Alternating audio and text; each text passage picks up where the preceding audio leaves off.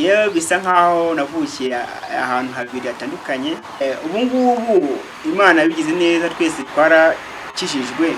Aho ngaho none naboneye imirimo n'ibitangaza. Bisa nkaho neza umuziki classic. Nta wundi muntu ufite ubumuga ufite studio udafite urugingo rumwe, umenye ko urundi rugingo rwakora. Ushaka kuba udafite ingingo z'amaso utareba, ariko umunwa wawe uvuga ukaririmbira Imana.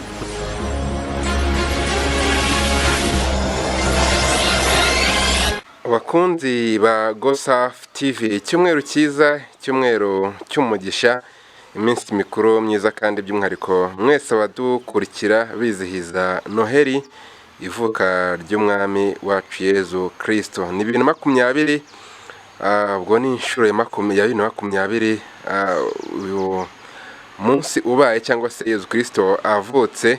Hanyuma turi ku cyumweru, birumvikana turi no kuwa 20 ukwezi kwa 12 2020.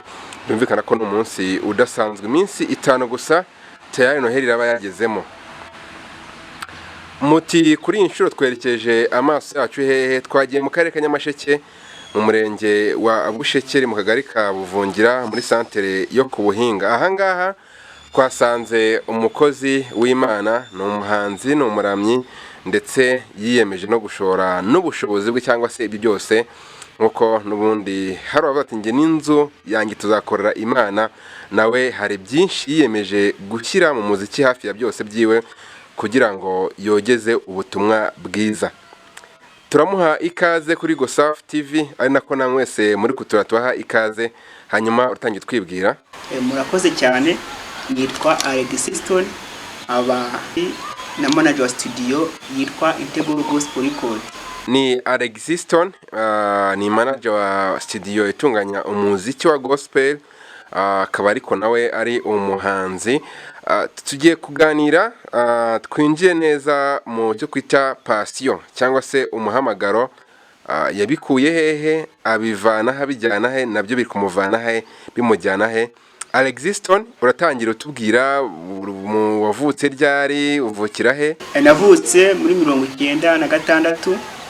Navukiye no Nyamasheke. Turaza kuzamuka. Wavukiye mu muryango w'abakozi b'Imana, wavukiye mu muryango umeze ute kujyanye na gospel tuganiraho? Ngewe bisa nkaho navukiye ahantu habiri hatandukanye. Navukiye mu hagati, navukiye ababyeyi banjye bari abakatolike. Papa n'umukatolike, mama we ari umurokore. Urumva ko ngende muri middle. Hanyuma wowe ubwo dukomoje aho, ubusengera muri hedini cyangwa itorero? Bongewe nteranira mu itorero rya Assemblée de Dieu. Umubyeyi w'umukatolike, umwe n'umukatolike undi n'umurokore muri Assemblée de Dieu, byaje kugenda biti? Ubu ngubu Imana yabigize neza, twese twarakijijwe, twese twakiriye umwami n'umukiza, atubera inzira. Ubu twese nyine turusengera muri Assemblée de Dieu, turaba rukore. Hanyuma waje muri Assemblée de Dieu usanga n'ababyeyi muzanyemo? Twakiriye Yesu Kristo umwami n'umukiza, niho twabwirijwe ubutumwa bwiza nyine. Umva Yesu Kristo ari kutubwira, arakomera, ahambaye, turamwakira, atubera umuyobozi. Tumaze kumva urugendo rwe mwiyobokamana. Hanyuma mu rugendo rw'ubuzima naho turaza kuhajya kugira ngo tubitwarane. Umaze kutubwira ko ufite ubumuga bw'ingingo, niko wavutse cyangwa byaje nyuma nk'impanuka cyangwa indwara? Niko navutse nyine mfite ubumuga bw'ingingo. Biraza gutuma tubyinjiranamo neza cyangwa tubitwarana neza cyane. Uravutse 96, hanyuma gutekereza kuririmba cyangwa se gukorera Imana byaje ryari? Bisa nkaho ari nk'umuhamagaro, nk'uko umuntu burya ntago abazi icyo aba yarahamagariwe. Urumva ko atari wa muntu wakuriye muri Sunday school, ishuri ry'abana baririmba, ntago nagize byikureramo. Ahubwo ni wa muhamagaro Imana aba yarahamagariye umuntu kuririmba. Bisa nkaho gutangira kuririmba indirimbo natangiye muri 2007, ariko nyine ntaramenya umuhamagaro wanjye ari ukuririmba indirimbo zihe zimeze gute. indirimbo ya mbere yanjye nanditse muri 2007, hari indirimbo nyine yo kunezeza nyine yo gutaka iwacu. 2017 bisa nkaho ariho nanditse indirimbo ya mbere ya gospel 2016. Icyo gihe ababyeyi basengeraga muri assemblée? Twatangiye gusengera muri assemblée muri 2007. Yes. Hanyuma wandika iyo ndirimbo uratubwira yari yivuga kuki, se yarashimaga, yarasabaga, yarivuga kuki, unatubwira n'igitekerezo cyakivuye? Bumva nk'indirimbo ya mbere sindanayishyira hanze, yitwa Imbabazi. Indirimbo ya mbere yitwa Imbabazi, nayanditse bitewe nuko nari numvishe Yesu Kristo atashye muri njyewe. Yabati kuko Yesu Kristo ni umunyembabazi, burya ushobora gutabarwa nawe, ko nta giciro nta kiguza gusaba kugira ati ngo umwakire. Ni imbabazi, ni urukundo rwe gusa. Byari bivuye he? Birumvikana muri 2016 wari ufite imyaka 17. Noneho ni cyo kikubayeho kugira ngo wumve kugira imbabazi kuri iyo nshuro? Ubundi wenda ari nk'umuntu wavukiye wenda mu muryango w'abantu batemera Imana cyangwa se batabimbere y'Imana cyane, umuntu waciye mu byaha, nshobora ati iyi saha nakiriye agakiza Yesu Kristo cyangwa se imbabazi z'Imana zingezeho. Wowe ko ari mu muryango ukikijwe, izo mbabazi ni iki cyatumye wumva zikugezeho ku munota w'umwe kurya uva ngo ngiye kwabyandika nk'indirimbo? Numvishe Yesu Kristo ntashye. Muri umuntu utashyikamo na Yesu Kristo atabimenya, atabimenya akumva nyine amutashyemo, akumva nk'ikintu kimuvuyeho, umuntu uri mu mwuka arabyumva, ariko hari abantu bari kutureba batarajya mu mwuka Yesu Kristo ataratahamo. Ni nk'agaki kakubayeho kugira ngo wumve ko agutashye wenda kurya umuntu wenda twava ngo utabyumva cyangwa utarabyemera yumva nawe ashaka kuba yamutashyemo ntabimenye? Ubundi iyo Yesu Kristo yakugezemo, cyambere ni ukumwakira ukamwemera. Iyo wumvisha gutashyemo uko nabikubwira, nyine iyo wakiriye umwakiriye muri wowe wumva uhindutse gute. Hari igihe wumva nyine wari uri ahantu uvuye mu rwobo, iyo wakiriye Yesu Kristo wumva uvuye mu rwobo umurikiwe n'umucyo, wumva ari umwijima ariko ukamurikirwa. Wumva umuntu iyo ahantu ari umwijima hakaza umucyo, urumva ko umurikiwe nyine, umurikiwe muri make. Ni hamwe utangira kumva ufite ibyiringiro mu mutima, utangira kumva ufite imbaraga, ufite yo kurwanirira. Noneho indirimbo burayanditse 2016, nta studio wagiraga, ino Nyamasheke nimba hari studio zihari nyinshi, wumvaga uzayigira ute iyo ndirimbo? Indirimbo nageze kujya kuko producer wanjye dukorana n'ubundi dusanzwe tuziranye, yari yayincuriye kuri diskete. Nshaka studio njya gushyiraho amajwi, birangira nyibuze. Ndavuga ati mana yanjye ko mbuze studio yo gushyiraho amajwi, bigenze gute? Nicyo gihe nahise mpamagarirwa nyine kumva ko ngomba gushinga studio kandi indirimbo ikazakorerwamo. Hanyuma mu rugo hari ukuntu ababyeyi bakurikirana abana bakumva umuntu asigaye mu cyumba arimo ararimba gake gake ngo batamwumva, umwuka wanaguta ukaba wanasakuza. Mu rugo batangiye kuvumbura kwandika indirimbo ryari? Iwacu batangiye kubivumbura muri 2007, kuko niho nanditse indirimbo ya mbere ko itari ya gospel. Kuko ndibuka kera ku buhinga ku isoko bakoraga ibitaramo bakadutumira nk'abana bo ku buhinga. Nk'iyo ndirimbo yitwaga abana bo ku buhinga, tukayiririmba nyine abana bo ku buhinga. Iyo twazamukaga stage, abantu bo ku buhinga bose barazaga tukayiririmba, abantu bakishima. Icyo gihe ndibuka dukora nk'igitaramo, hari uwampaye 500, undi ampa 200, nawe uvuye nkoreye 700. Ndi kujya nakumva noneho ahantu kwa kubonekerwa cyangwa zambaza n'izo banakugezeho, uko abantu bumva ko cyangwa se tekiza ko cyangwa binina ko mu mutima uri kubyumva ko niba bagiye kuririmba mu kabari wenda usanzwe inzoga, bagiye kubyinisha abakobwa bambaye uko ushaka, noneho ukumva ko ugiye kujya wakizwa ukava mu ibyo uzambara ukazikoresha ujya mu Mana. kumbi. Hanyuma rero abantu bawe hari abajama abasani abaji mwaririmbanaga muri abana bo ku buhinga bakiriye gute ko Alexis Tonny abavuyemo akaba agiye kuba umurokore warigiye wenda mujya mu kabari wabutemo agacupa gwangura umugamba cyangwa intase kuko baraza gusinda ntosinde Alexis Tonny atakuru cyangwa atabajama kajya mu bagamba byagenze gute bakwakiriye bate urumva iki gihe twari batoya nyine twese twari batoya twari batoya kuko nagiye kwiga segonderi urumva nagiye kwiga segonderi mu wa mbere segonderi bisa nkaho aho kitabajama banje twase dutandukana urumva ko ari mu 2007 icyo gihe nigaga mu wa gatanu primaire urumva nyine abajama banje nkima gutsinda sizire mu primaire nahise njya kwiga bose nabikomeza noneho abajama banje nyine babona nyine ko murumva guhara muri 2010 nari mu nagiye segonderi 2012 naho natangiye kwiga segonderi urumva kwasi dutandukana ibintu bya muzika nyine turabiretse kuko murumva nigaga mu gatandatu primaire ibyo bisa ko wiga ko intego yanjye ari ukwiga kwiga nabaye ngeze mu gatandatu primaire tembe hagarika ibintu byo kuririmba ndabireka bivamo.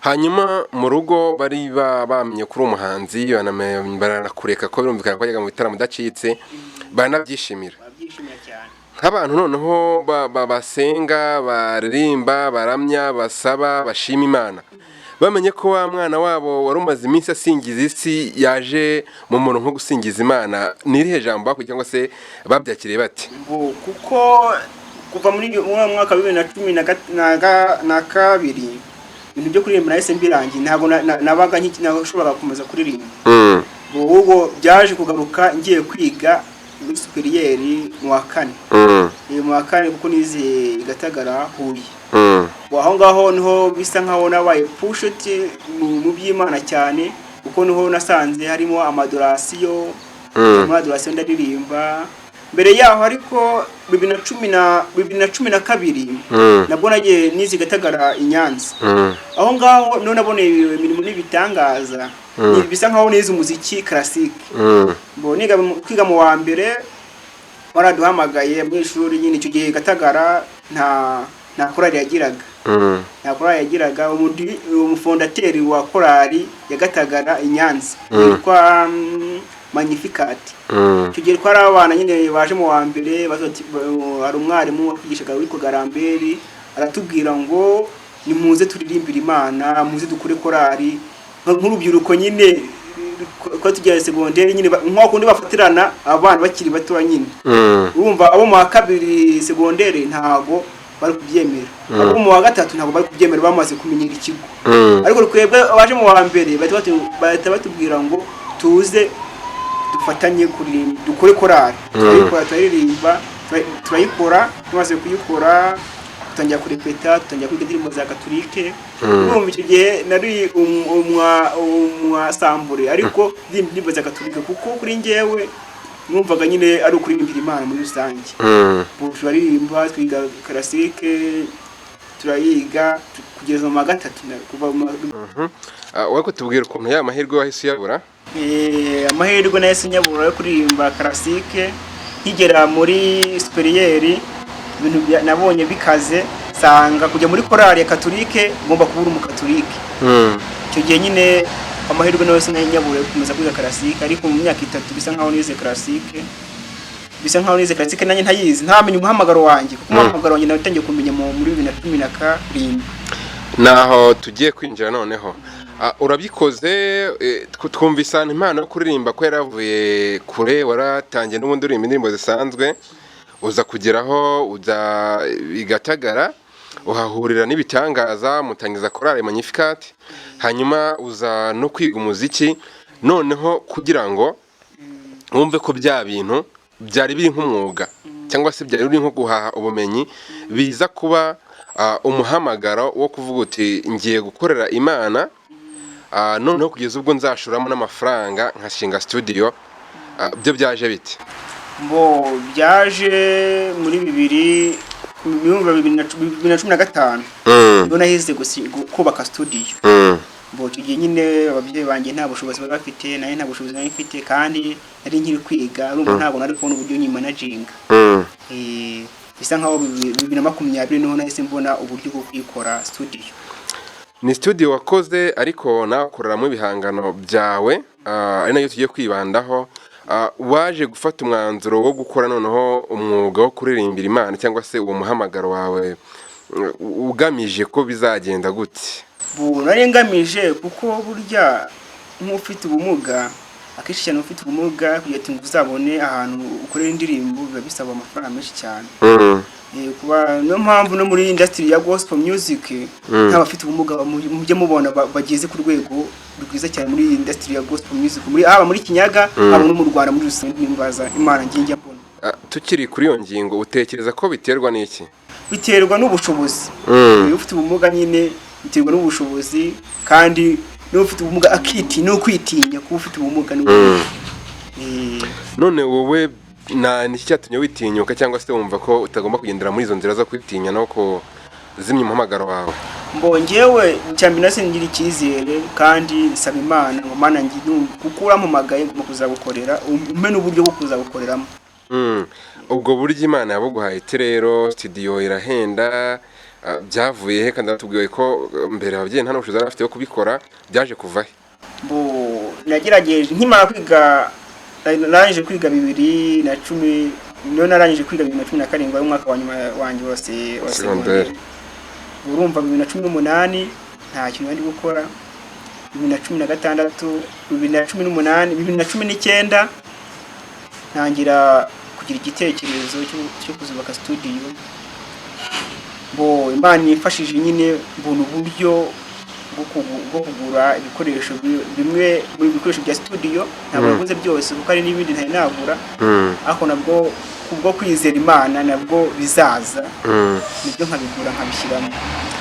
Hanyuma urabiguza ubishyizemo uratangiye gukora umuziki.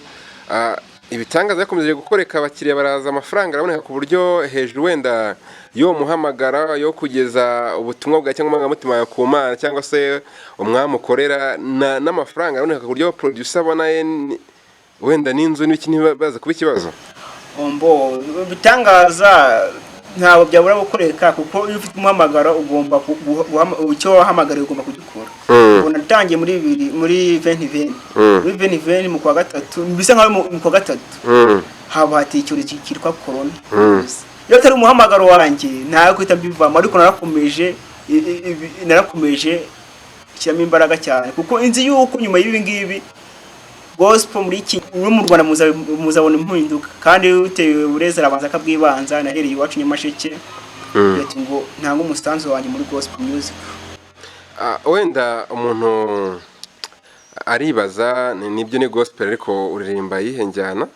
Mbonge ndirimba injyana se navuga njya kuko ari ndirimba classique hari ndirimba R&B biterwa naho n'indirimbo injemo mu buryo Imana impamagaye cyangwa mu buryo Imana impaye indirimbo. Wenda tugana ku musozo turaza gushyiraho zimwe mu ndirimbo z'abantu bumva ariko ubu tuvugana zo gukora indirimbo zingahe zitwa gute? Ubu ngubu maze gukora indirimbo 3 nizo ziri kuri YouTube yanjye channel yitwa Alexis Stone Sam. Ni 3 rero bita nguwe neza by Alexis Stone. Ni indirimbo yitwa icyo nkwituye nayo by Alexis Stone. Nindi yitwa ingabo inkingira ya Alexis Stone.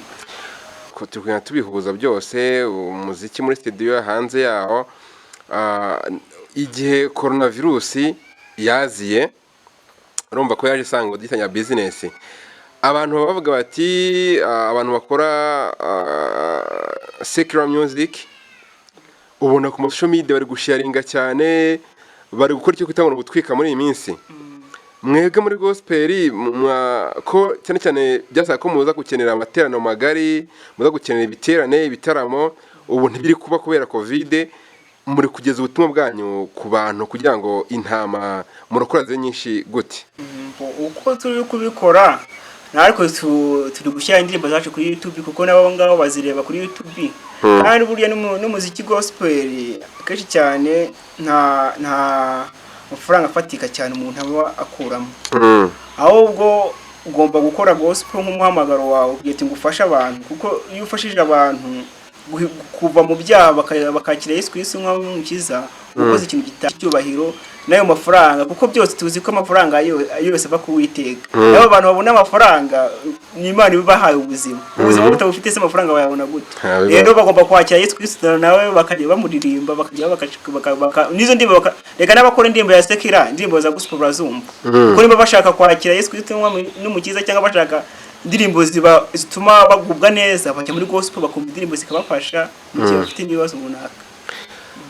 Umuhanzi wese zitaye wenda ku cyiciro aherereyemo, tuvuga urugero aririmba nk'urukundo, ushobora gusanga ahora wenda aririmba nk'amaganya ukuntu ahemukiwe, ushobora gusanga ahora ataka umukunzi we, ahora yibaza ku by'urukundo.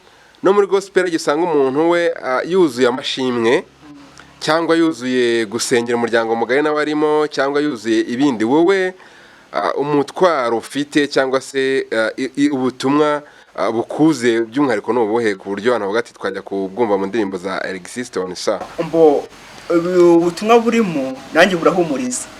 Ubutumwa burimo buhumuriza abantu bafite ibibazo, n'ubutumwa bundi burimo tukiri aho kuki abantu bafite igihunga cyane kuri akeneye ihumure, iminsi irakomeye, nuko cyo byo wahisemo. Nabashishikariza kumva indirimbo yitwa Nguwe Neza. Igihe ibitaramo cyangwa se kujya guterana kugari byasubukuwe, abantu bazakubona bataramira cyangwa na mbere yo gushinga studio bikoraga? Nari ntaratangira gukora ibitaramo kuko natangiye muri igihe cya corona, ariko bashonje bahishiwe, mbahishije agaseke keza cyane nzagapfundura imbere yabo.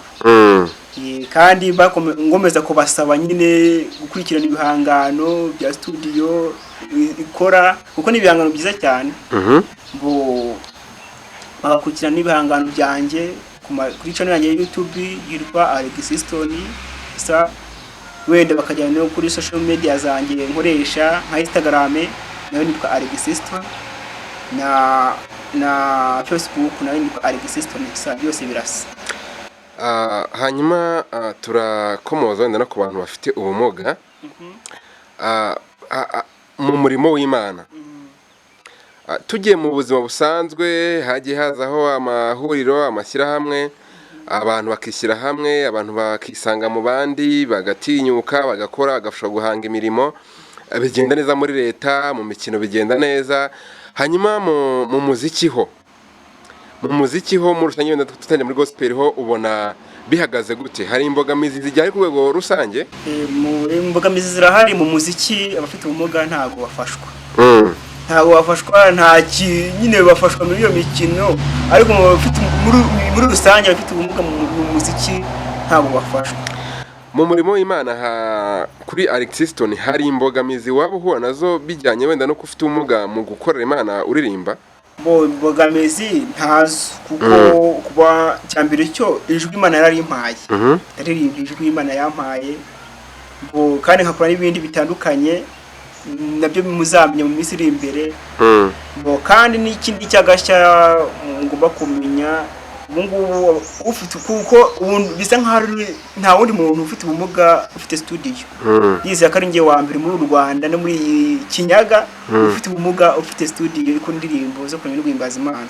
Rero icyo mbahishiye nuko mu myaka iri imbere, mu minsi iri imbere, abafite ubumuga murababona, kuko I will support those disability people kugira ngo nabo bagere ku ntego yabo. Kandi burya ufite ubumuga nicyo nabashishikariza, udafite urugingo rumwe umenye ku rundi rugingo rwako. Ushobora kuba udafite ingingo z'amaso zitareba, ariko umunwa wawe uvuga ukaririmbira Imana. Ushobora kuba udafite akaguru kamwe, ariko ufite amaboko, ushobora gucuranga gitari. Rero ufite ubumuga udafite urugingo na rumwe, ubuze urugingo rumwe, abanza arebe muri za ngingo afite icyo zakora, azikoresha. Nubwo bwose ubushobozi n'ubutaba ari bwinshi cyane, ariko mu Mana baba ari byiza. Tugushimire cyane. Murakoze cyane, ndabashimiye. Mm.